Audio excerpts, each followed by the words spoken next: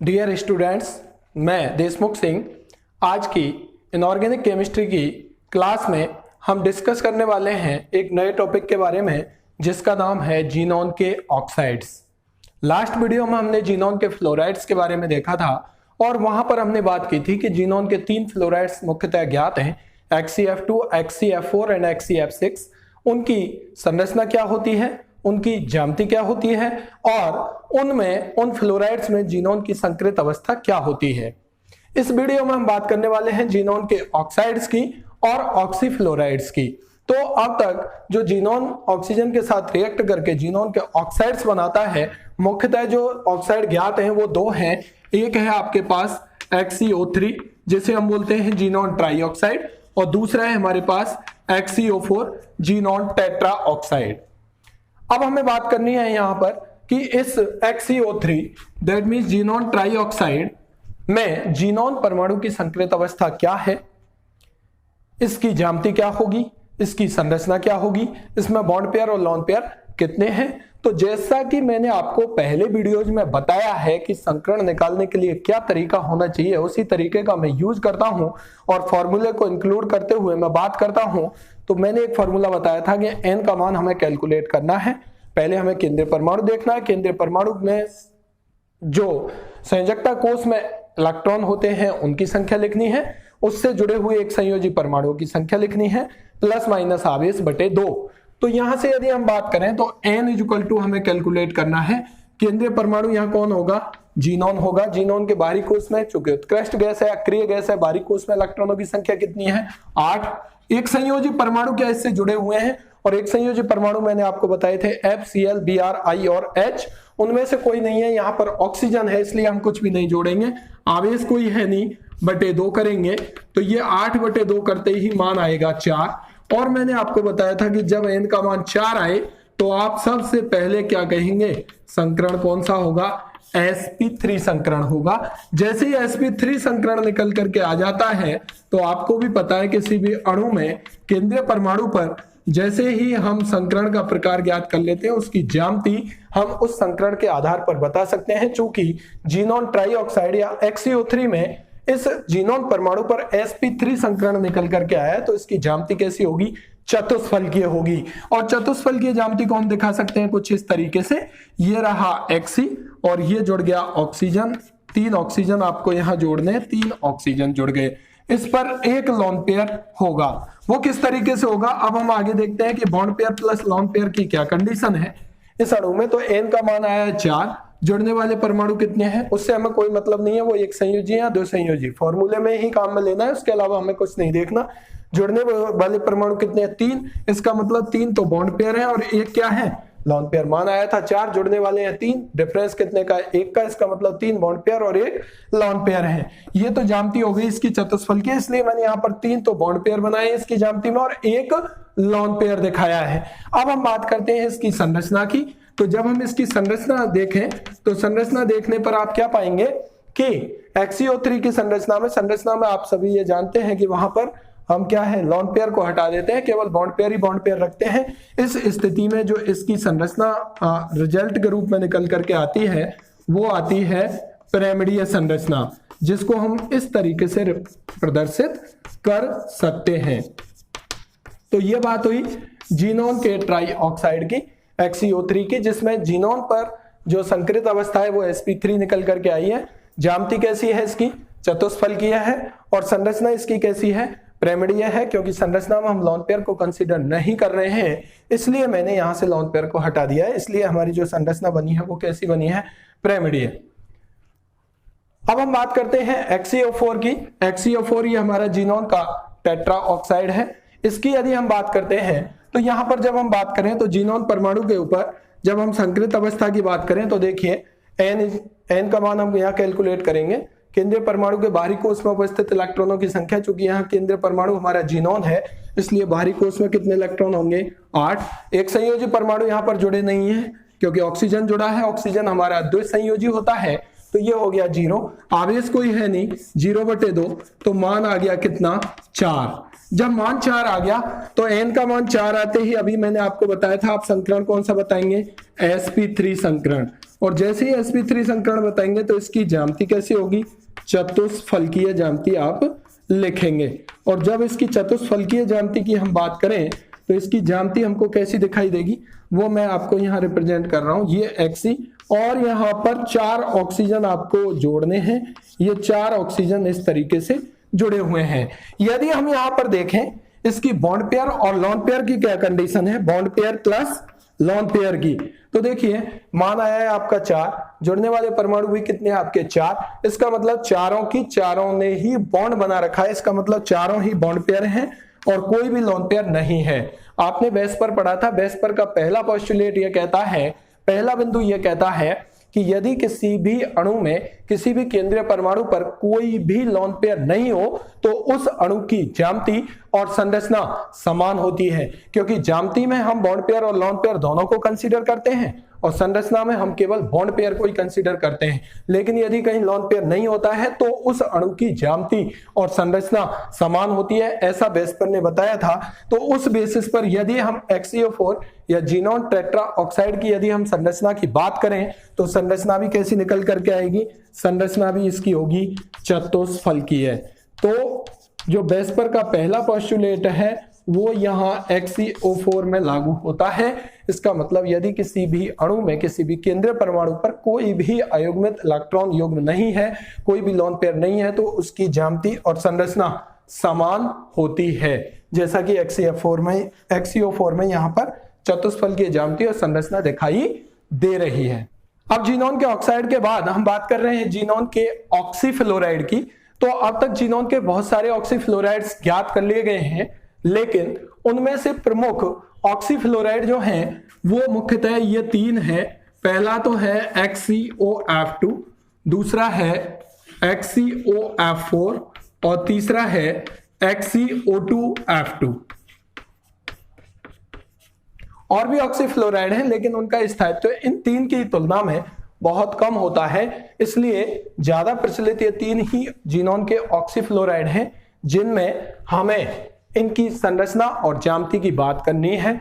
इनका निर्माण किस तरीके से होता है ये हम यूनिट 4 के अंतर्गत देखेंगे कि ये किस किस के द्वारा बनाए जा सकते हैं। तो पहले ऑक्सीफ्लोराइड की बात करता हूं जो है हमारा XeOF2।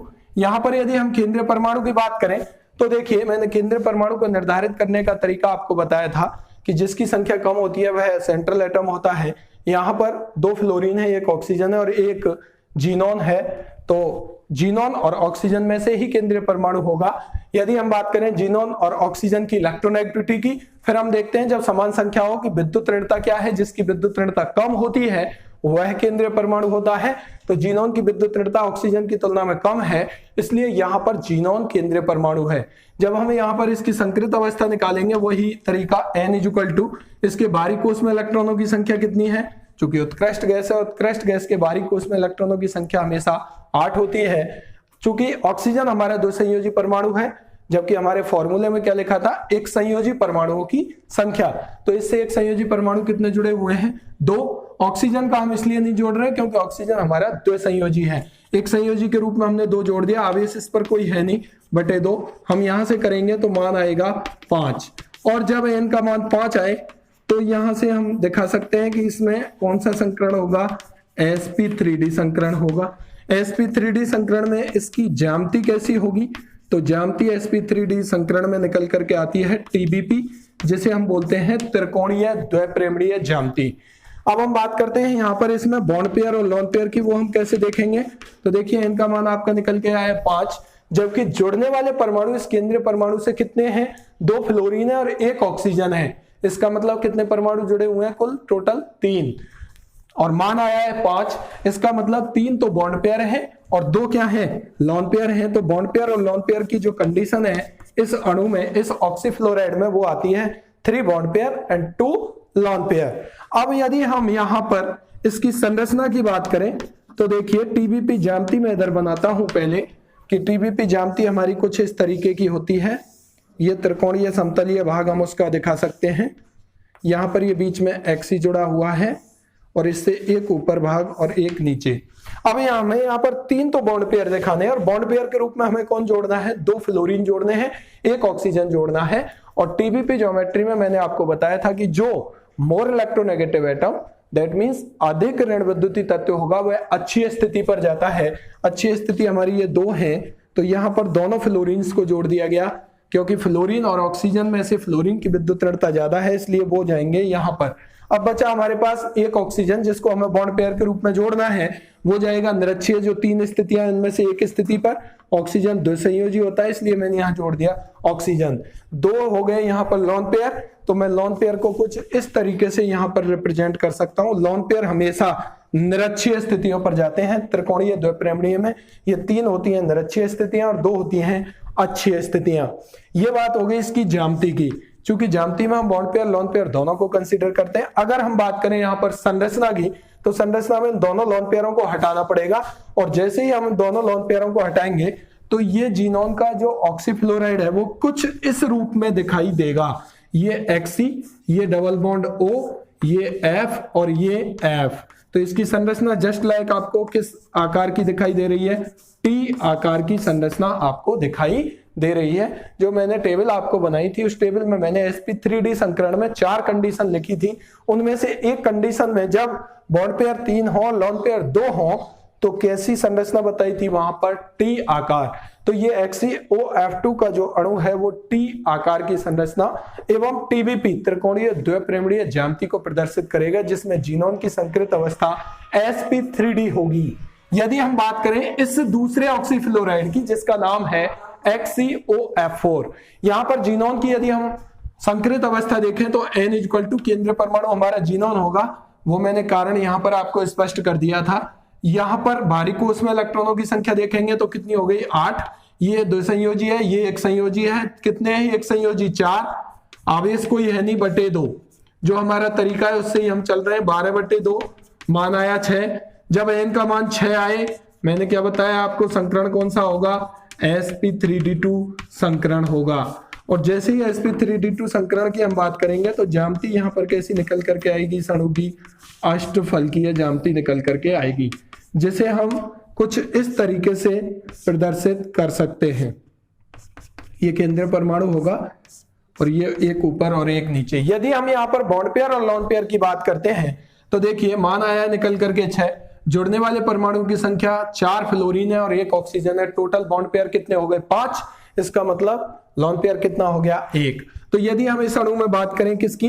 Bond pair plus lone pair की, तो वो कंडीशन निकल करके आ रही है 5+1 की। इसका मतलब आपको 5 बॉन्ड पेयर दिखाने और 1 लोन पेयर दिखाना है। 5 बॉन्ड पेयर में 4 फ्लोरीन जोड़ने और 1 ऑक्सीजन जोड़ना है, और 1 लोन पेयर आपको दिखाना है, क्योंकि आप बात कर रहे हैं किसकी? ज्यामिति की। तो देखिए 1 ऑक्सीजन मैंने ऐसे दिखा दिया और 4 फ्लोरीन मैंने यहां दिखा दिए, और 1 लोन पेयर मैंने यहां पर दिखा दिया। क्योंकि अष्टफलकीय में सारे बॉन्ड एंगल, सारे बंध कोण 90 डिग्री के होते हैं, इसलिए यहां पर ऐसी कोई अच्छी और निरक्षीय वाली स्थिति नहीं होती है। अब मुझे बात करनी है इसकी संरचना की, कि इसकी संरचना क्या निकलेगी। तो देखिए चूंकि इसमें लोन पेयर है, इसलिए इसकी संरचना और ज्यामिति अलग अलग होगी। जब हम इसकी संरचना की बात करें तो इस लोन पेयर को हटा देंगे। लोन पेयर को हटाने के बाद इसकी जो संरचना निकल करके आएगी वो कुछ इस तरीके की आपको दिखाई देगी।